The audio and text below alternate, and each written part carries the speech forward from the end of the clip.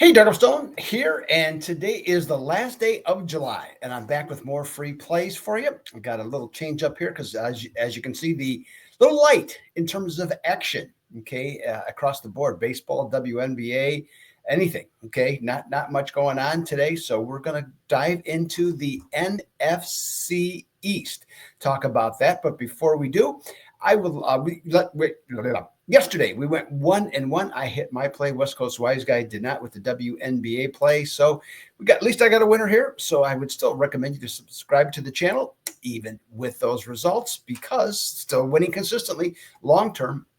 So we've been doing very well. And hit the like button. Oh, and my fault yesterday, by the way. I told you to put your picks in. Many of you did. Thank you for doing that. But when I checked, there was only one play up. I was going to go back, and I forgot all about it. So I just got to get into the habit of doing it. So I'm still going to recommend you to put your plays in. Not much going on today, obviously, but I will check that more frequently during the day. Just make myself a note and get that done for you. So my apologies on that. That I'll make sure that gets cleaned up going forward.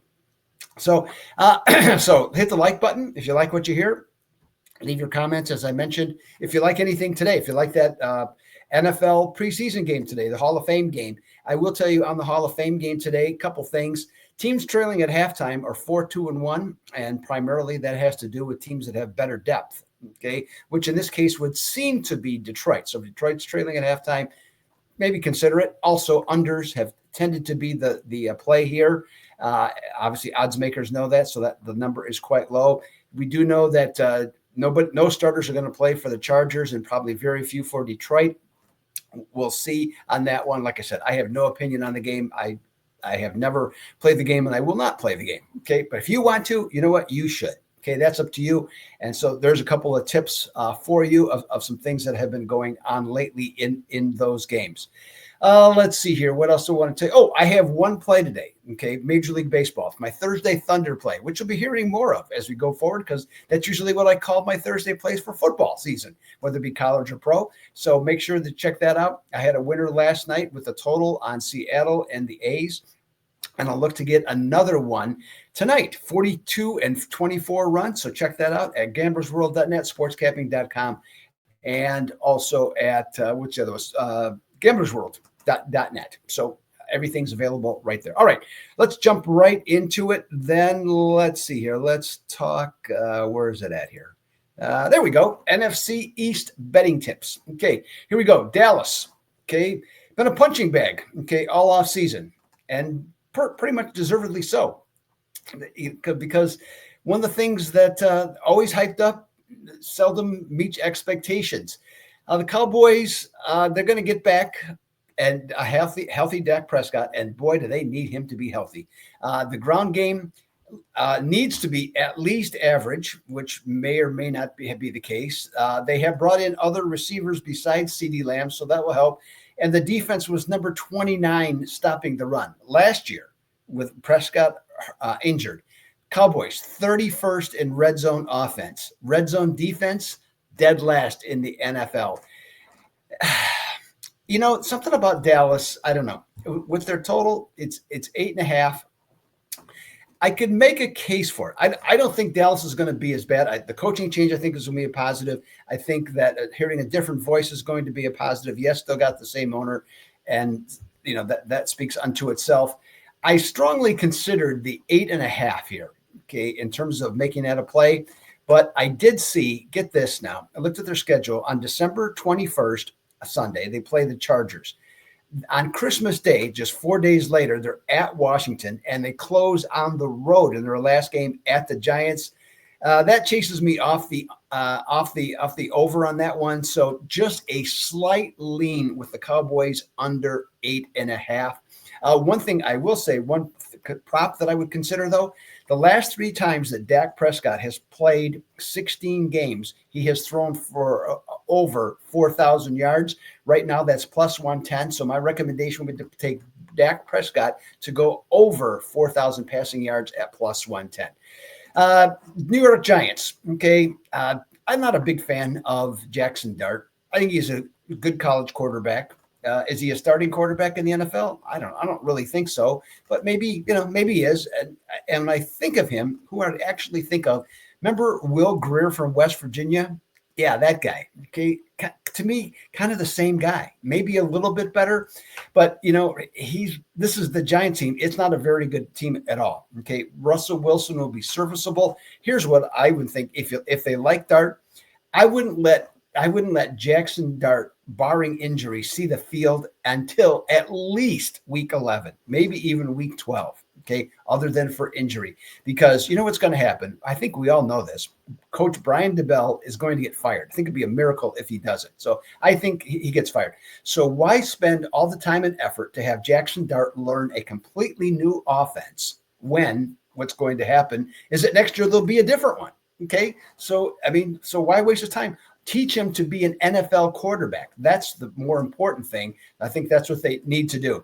Giants last year, number 30th offense, number 31 in points scored, 24th in total defense, and they were 27th in passing defense. Okay, I'm going under 5.5 for the Giants on this one, and for a prop bet, I would go under for the Giants winning, under 1.5 for the Giants winning division games. Okay, so I think that's plus 135 on that one.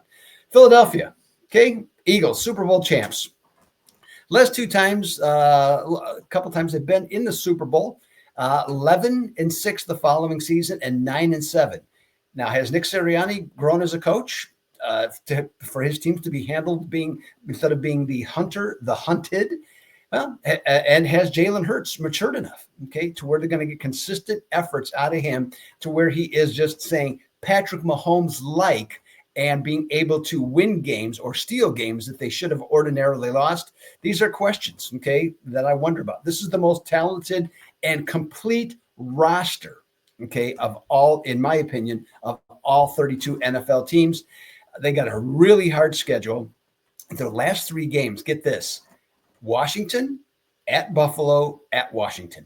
So I'm looking at this team. I think they can win 11 or 12 games. I think the best way to look at this team, instead of betting it now, I'd wait till October 1st to pick them either for a division or for a win total, because they got some tough opening early games. So I think by October 1st to have a better idea. So I wouldn't even bet anything on Philadelphia. I just really don't like anything. And like I said, I'd wait till later. All right. Washington, the new darlings of the NFL. Jalen Daniels seems to be a keeper. Seems to have a big upside. Commanders will need him, though, I think, to be more selective. By the way, and also the team with him, have him be more selective in his running, because in his career, if he continues to run that much, okay, he's not built like Josh Allen. He's built more like our RG3. So with that being the case, body type, I think, does matter. Now, the Washington offense scored 485 points. That's the most they have scored in a season since they won the Super Bowl in 1991. Yikes. So running game was number 3 last year. I think you cut Daniels' rushing yards in half, but the important part with the offensive line, they still need to be in the top 5 in terms of production. And if that's accomplished, I think that would be great. Defensive line remains a mystery. I don't like the fact they were number 30th in rushing. Teams, I think, will be more likely to expose that. So they have to get better there. And then Dan Quinn, the coach. Okay, think about this now. When he went to Atlanta first year, super successful. After that, not so much. Went to Dallas as the defensive coordinator, super successful. After that, not as good. So is Quinn an organizer that leads to improvement, or is he a really good coach? Good question. I think he still can get the job done. I like Washington to go over 9.5 wins. I think they end up with 11 or 12, and maybe that it'll come down to the division, that last game of the season against Philadelphia. So we'll have to see.